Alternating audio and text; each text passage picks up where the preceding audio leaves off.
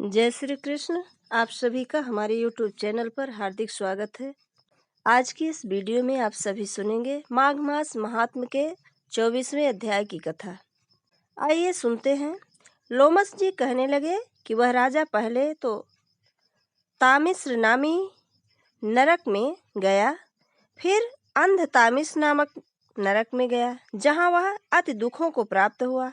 फिर महारौरव, फिर कालसूत्र नामी महानरक में गया, फिर मूर्छा को प्राप्त हो गया।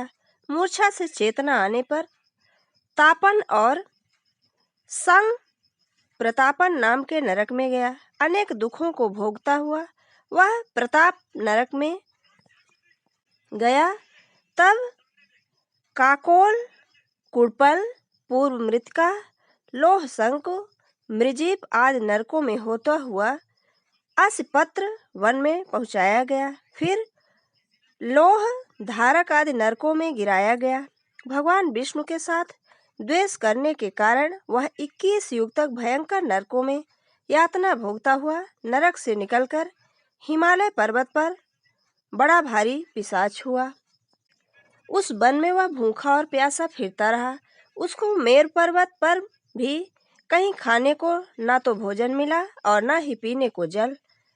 होत व्यथा के कारण वह पिशाच घूमता हुआ एक समय प्लुप्त प्रस्त्रवण नाम के वन में जा निकला।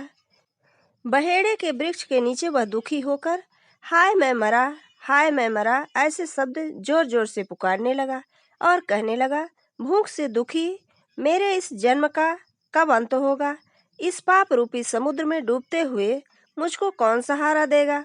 लोमस जी कहने लगे कि इस प्रकार वेद पाठ करते हुए देवदूत ने उसके दुख भरे वचनों को सुना और वहां पर एक पिशाच को देखा, जिसकी लाल डरावनी आंखें, दुर्बल शरीर, काले काले उबड़ खड़े बाल, विकराल चेहरा, काला शरीर, लंबी सी जीभ बाहर निकली हुई, लंबे होंठ, लंबी जांघें, लंबे लंबे पैर, सूखा चेहरा, आंखों में पड़े गड्ढे। पिशाच को देखकर देवदूत ने उससे पूछा कि तुम कौन हो और ऐसा करुणा से क्यों रो रहे हो? तुम्हारी यह दशा देख कैसे हुई? तुम्हारा मैं क्या उपकार करूं? मेरे आश्रम पर आ जाने से कोई प्राणी दुखी नहीं रहता और वैष्णव लोग आनंद ही करते हैं। सो हे भद्र, तुम अपने इस दुख का कारण जल्दी कहो, क्योंकि विद्वान मनोरथ पाने के लिए विलंब नहीं करते। ऐसे वचन सुनकर प्रेत रोना बंद करके विनीत भाव से कहने लगा कि हे द्विज, किसी बड़े पुण्य से मुझको आपके दर्शन हुए हैं। बिना पुण्य के साधुओं की संगति नहीं होती। और फिर उसने पहले जन्म का वृत्तांत कहा कि भगवान विष्णु के द्वेष के कारण मेरी यह दशा हुई। जिस हरि का नाम यदि अंत समय में मनुष्य के मुख से निकल जाए तो मनुष्य विष्णु पद को प्राप्त होता है, जो सबका पालन करता है।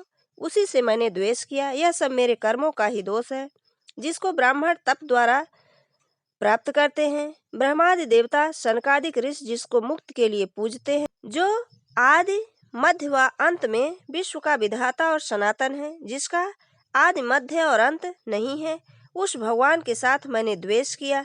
जो कुछ पुण्य किए मैंने पहले जन्म में किए थे, वह सब विष्णु के द्वेष रूपी अग्नि में भस्म हो गए। यदि किसी प्रकार मेरे इस पाप का नाश हो जाए तो मैं भगवान विष्णु को ही पूजूंगा, किसी और देवता का पूजन नहीं करूंगा। विष्णु भगवान से द्वेष करके मैंने बहुत दिनों तक नरक यातना भोगी और पिशाच योनि में पड़ा हूँ। इस समय मैं किसी अच्छे कर्म के योग से आपके आश्रम में आया हूँ, जहाँ पर आपके सूर्य रूपी दर्शन ने मेरे दुख समान अहंकार को दूर कर दिया है। अब आप कोई ऐसा उपाय बताइए जिससे मेरी यह पिशाच योनि दूर हो, क्योंकि सज्जन पुरुष उपकार करने में देर नहीं करते हैं।